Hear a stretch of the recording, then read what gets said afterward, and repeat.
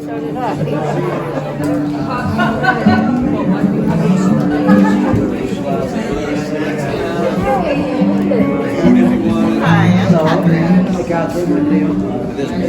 Go check it over here.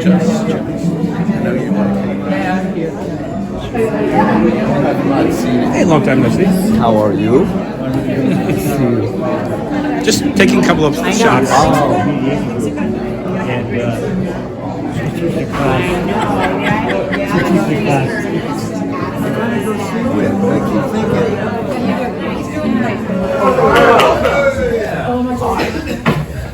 For those of you who haven't been up here, this is the new space that Circuit Arts and the Marcus Vineyard Film Festival has formed and renovated for. And there's a screen that drops down here, so come check out movies and plays and music that is all happening in us. Yeah. Well, we're not here to talk about that today. We're here to celebrate my father.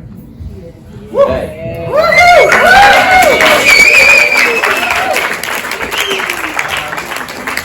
And we're going to do a little honoring of not only him, but some of his work tonight.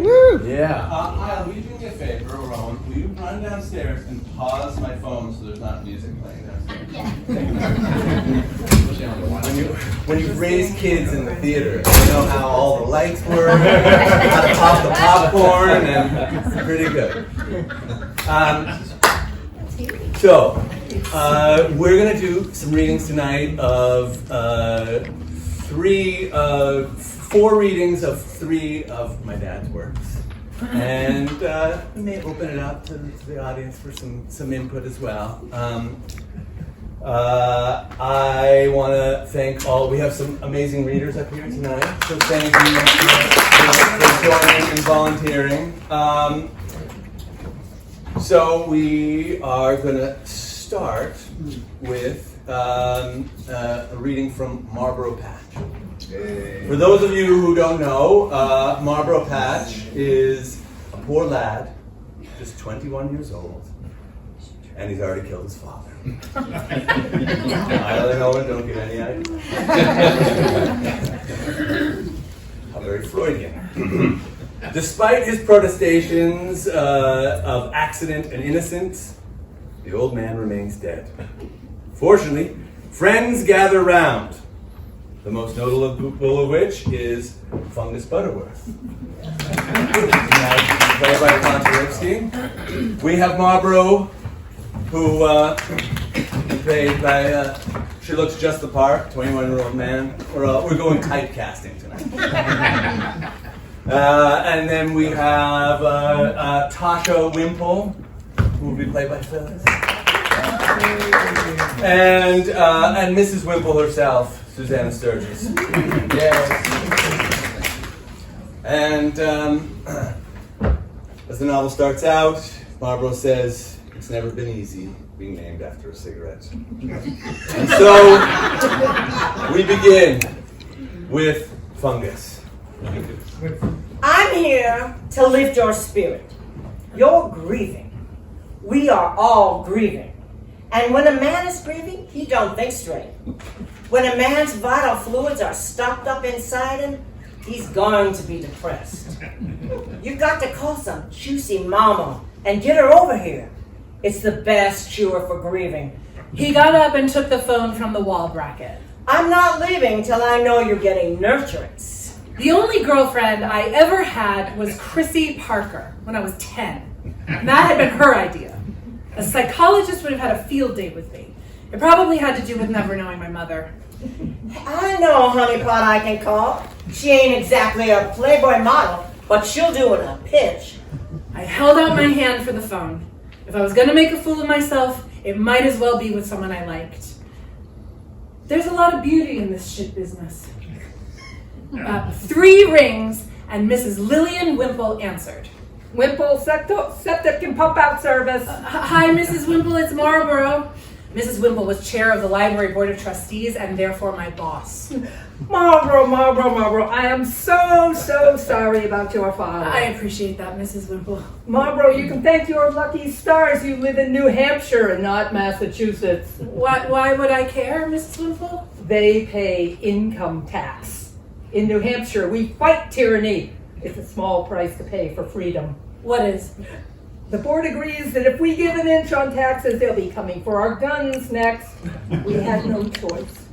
The boiler burst and the library repair funds have been transferred to snow removal. We're letting you go. You're firing me? Until the town's fortunes rebound. The library was my safety net, my personal retreat center, not to mention my income. I'd like to speak to Tasha, Mrs. Wimple. Tasha! Hi, Ralphie! I'm not wearing any clothes! My panic was obvious. Fungus leaned towards me and whispered, Marlboro is a hungry man, sweet cakes. Marlboro is a hungry man, sweet cakes. Well, it's not my fault the boiler broke. Talk to my mother. Daddy's got a little hot sauce for your oyster. I dutifully repeated, You've got what? hot sauce for your oyster. The page turned. I wasn't ready for it. The phone was dead. I turned to Fungus. She hung up. That means she likes you. Slapped me on the back, took out his wallet, and handed me a 20. Drive over to the convenience store and get yourself some canned spaghetti and Twinkies. You'll feel a whole lot better. There we have it.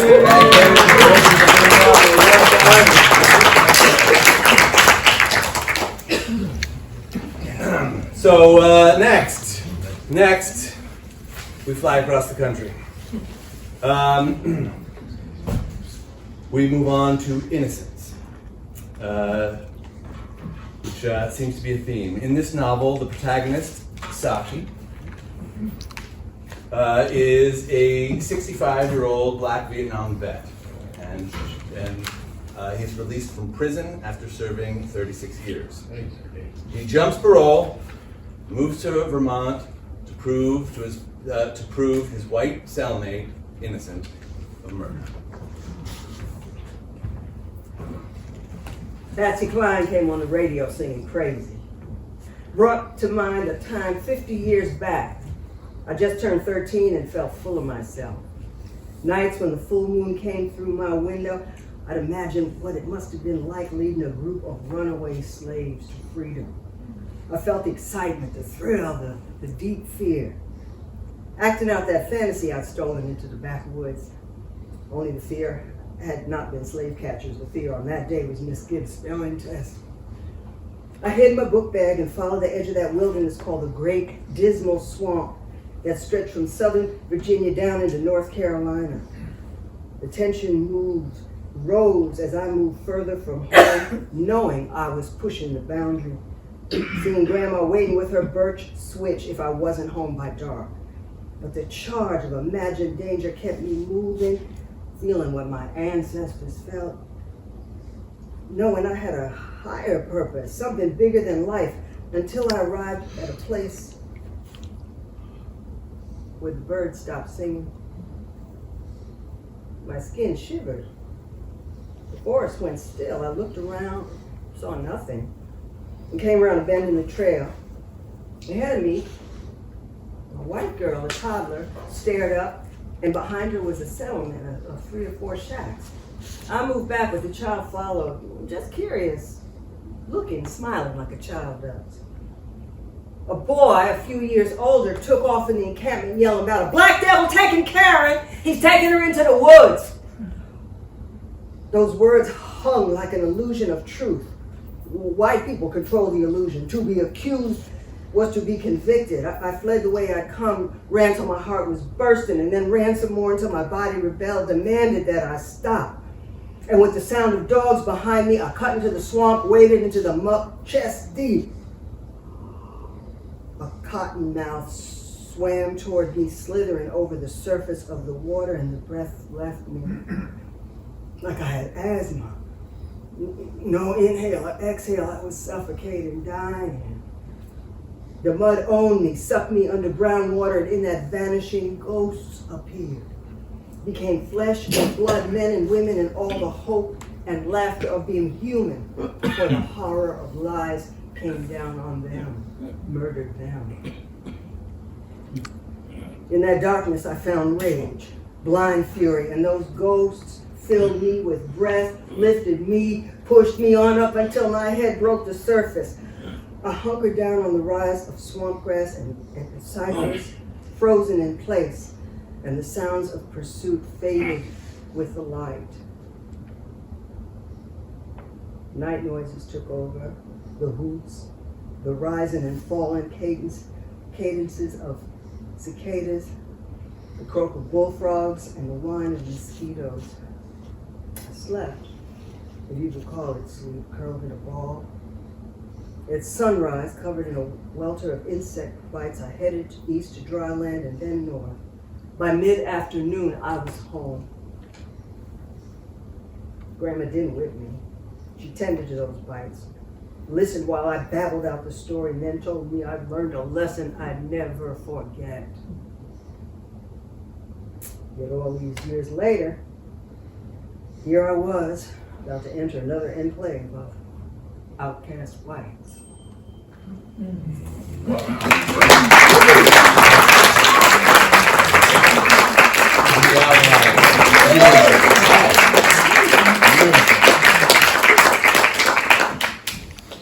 Just how you intended it to sound, right? Yeah. No, seriously. Yeah. Yeah. All right. Now, we jump back decades to 1958 in San Francisco, where a private investigator, Abraham Jolly Lucky, is about to get a new case that will shake his worldview. This book is called Druid Heights, after a famous artist colony in the Redwoods of Northern California. We have, you're coming up, you're playing Ma, and then we have, who else? We have Julia, is that you, Jenny? Yeah. All right, and I'll read Jolie.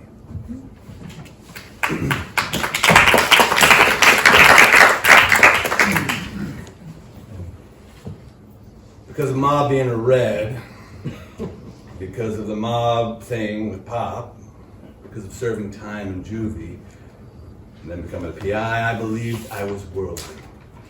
In retrospect, I was still an innocent. When Julia Mortimor Frick walked through my office door, she announced her name with chivalric grandeur and stated that she needed me to follow her. Stated she needed me to follow her husband. Trailing errant spouses is the bread and butter of PI work. But it's not good for the self-esteem. At least not mine. Over the past 10 years, I had spent too much time around seedy motels with a button camera. Pictures used in divorces were notches in my belt. I was gonna need more leather. The woman he's fooling around with, you know her name? She ignored the question. I got a pack of Camels. The brand most doctors smoke. Yeah, it's lit up with a gold lighter, blew a perfect smoke ring. Examined a picture of my mother hung next to my PI license. All the best pictures of Ma are at political demonstrations. This one was no exception. A rally to legalize contraception for women. It's time that men on the Supreme Court listen to women. Your mother is a woman after my own heart. Oh.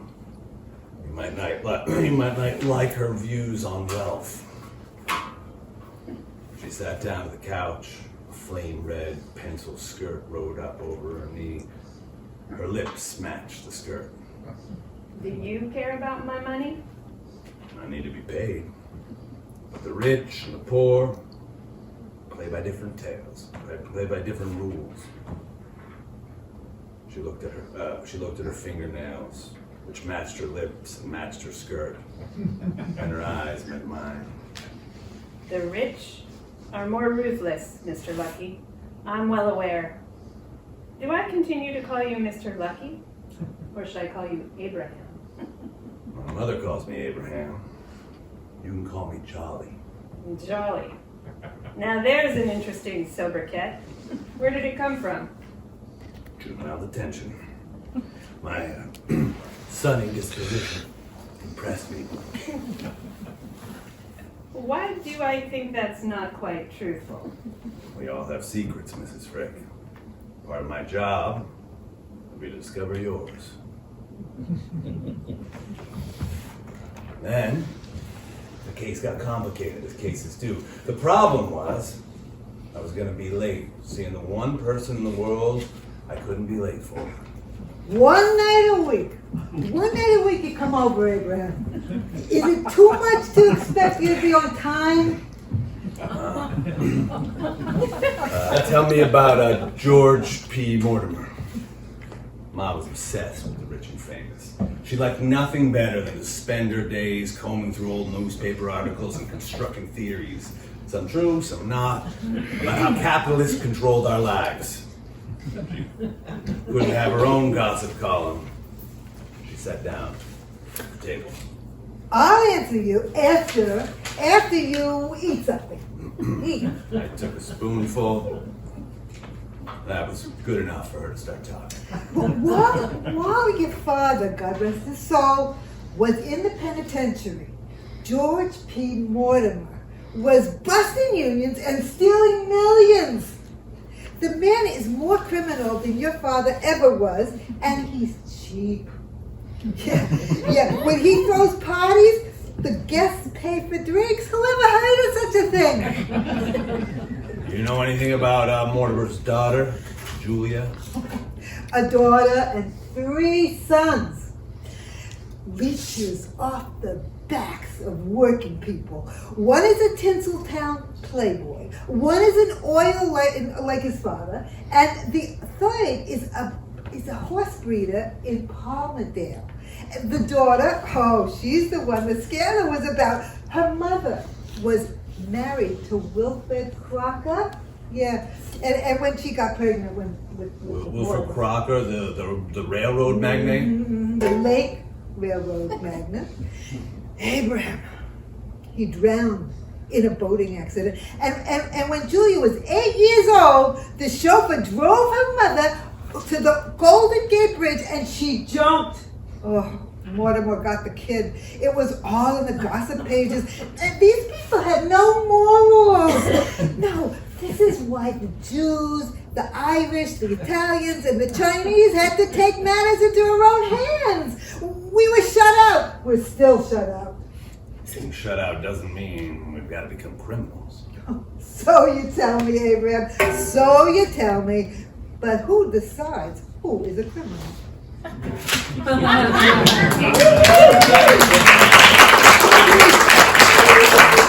We'll finish up with another short passage from Innocence. So after jumping parole and landing in Vermont, our protagonist, Saki, falls in love.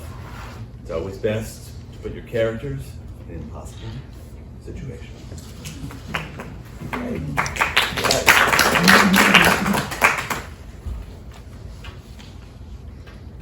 Traces of red crossed the brow of the western sky, and the stars were appearing.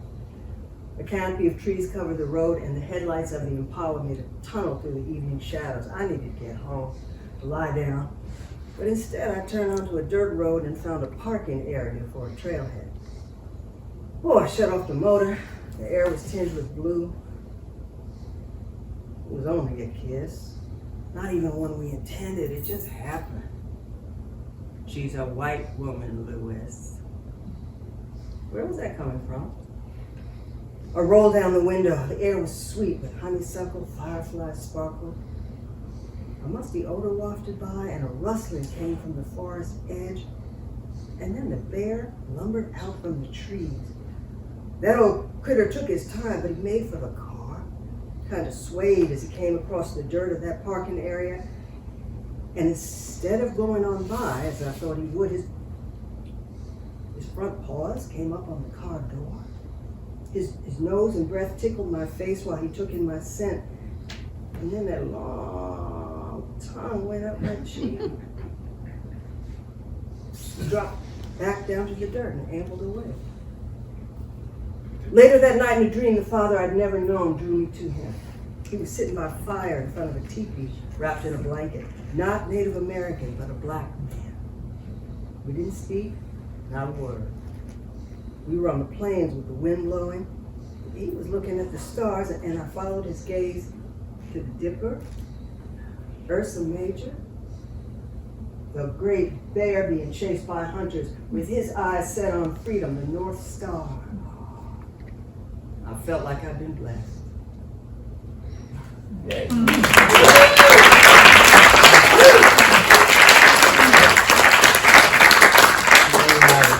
Thank you to the actors.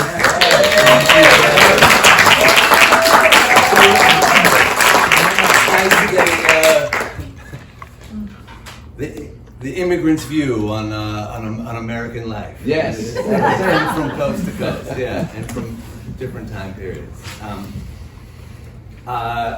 And it's nice to celebrate my dad's work, but I'm going to take 1 minute and celebrate my dad's being a dad, which he was just amazing at. He just was. Now that I'm a father, I understand it a little deeper. That those moments when you're like, he always found the time, and it's a really hard thing that when you're a kid you don't realize. You expect they always have the time, and I model a lot of my being a dad after my dad because he found the time, and he would always be there like, all right, great, let's go play baseball. And when we play baseball, we're not just going to play baseball in the backyard. You have to invent a team of characters. Each character has to have a different batting stance. And now Owen and I do that, don't we? and so it wasn't just your typical playtime. It was creative. It was fun. You have vocabulary assignments, and it wasn't just let's take home and learn the vocabulary words. He would take a challenge and he would say, okay, all right, I'm going to use every vocabulary word you have in one sentence. And that became the game. And it was this creative way, and you didn't even know you were learning. And I'm just all the more deeply appreciative of it now. Yeah, Thank you.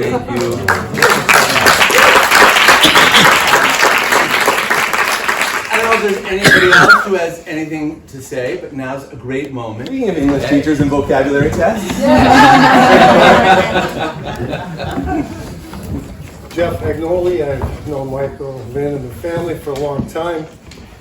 When Lynn sent out her invitation, mentioned, know any writings by Michael that you'd like to share, do so.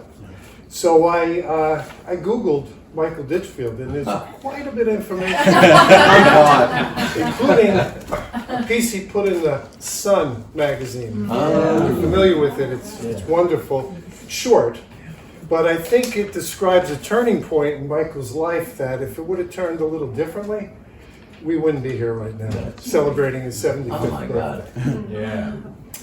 It goes like this. Our annual journey north to visit relatives in England's Lake District. My family had stopped for lunch at an inn at the foot of a rocky, barren hill called Barth. It sounds like Michael made that up, but I'm sure it's real. No, it's true. I was 9 and my sister was 8. It was the 1950s, and children were not allowed in public houses back then. So we were left to eat our sandwiches in the car while our parents and grandparents dined inside. Halfway up the hill is a huge stone known as Bishop's Rock.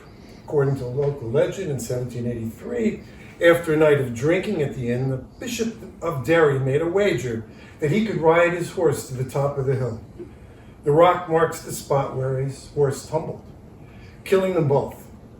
I wanted to hike to that stone, but my sister preferred to stay in the car and read her book, so I set off alone. At first the going was easy, but as I climbed higher, I had to hoist myself between boulders.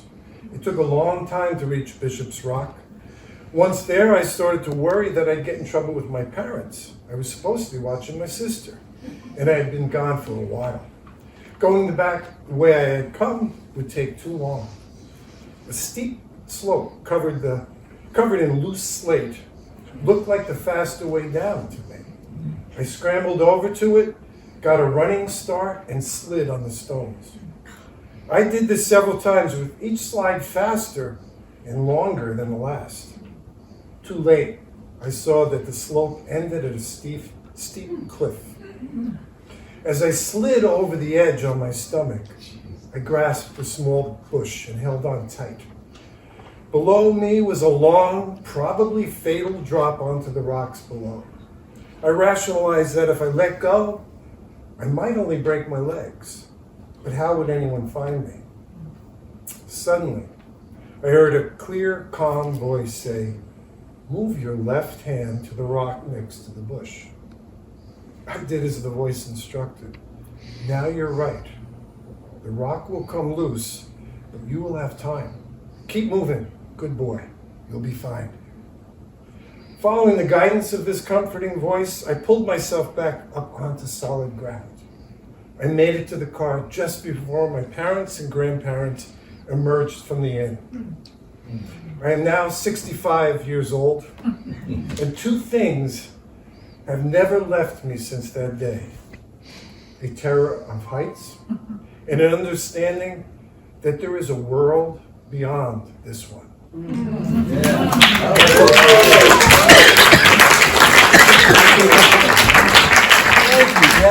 Thank you for finding that. Seriously. What's amazing is we're about to celebrate my dad's 75th. We're about to take a trip to England. We are going to go visit Bishop of Bath. Yeah, we are going to go. So we are going to climb that hill. Safely. Don't get the second time I'm going to say, don't get any ideas. Does anybody else have anything to say? All right, we're ready for your closing words. No.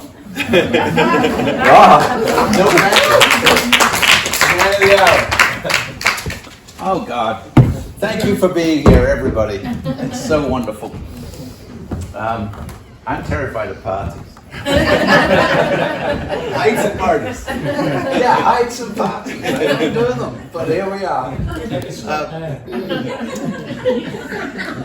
So, I was thinking about what I was going to say. I thought, it's like, I'm 75, I got to say something. And I was thinking like these cliched things like, aging is not for the faint of heart. I mean, how many people have said that?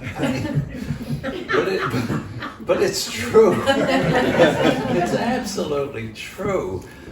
And I just want to sort of acknowledge the people that aren't here, because of my family of origin, there's me. That's who's left, and there's a bunch of people, several people that aren't here tonight for health reasons because they're old. I mean, damn. But that's what it is. So the other part of that that particular journey, and I didn't want to get maudlin. Seriously, I'm a comedian. Honestly, but I sort of like, there's these two wars that are going on that are sort of, I can't get out of my head, and climate change, I can't get that out of my head, and so I didn't know what I was going to say, and often when I don't know what I'm going to say, I just put it aside, and today sort of has been my James Baldwin day. Like, Jimmy Baldwin is my hero. I love the guy. He wrote so many amazing things. And so I had seen stuff by him this morning in the New York Times. There was a thing about all his books and blah, blah, blah. But it still didn't help. And then all of a sudden, this quote popped up on Facebook from Jimmy Baldwin. And I thought, oh, well, that's it. He's just said very eloquently what I'm feeling. So I want to read that. It's pretty short. Perhaps the whole root of our trouble, the human trouble, is that we will sacrifice all the beauty of our lives, will imprison ourselves in totems, taboos, crosses, blood sacrifices, steeples, mosques, races, armies, flags, nations, in order to deny the fact of death, which is the only fact we have. It seems to me that one ought to rejoice in the fact of death, ought to decide indeed to earn one's death by confronting with passion the conundrum of life. One is responsible to life. It is the small beacon in that darkness from which we come and to which we shall return. One must negotiate this passage as nobly as possible for the sake of those who are coming after us.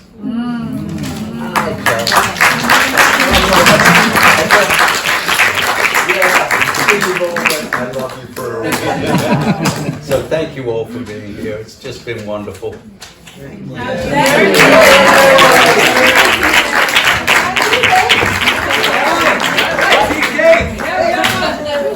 we'll go Let's go eat cake. downstairs, we'll pull out some cake.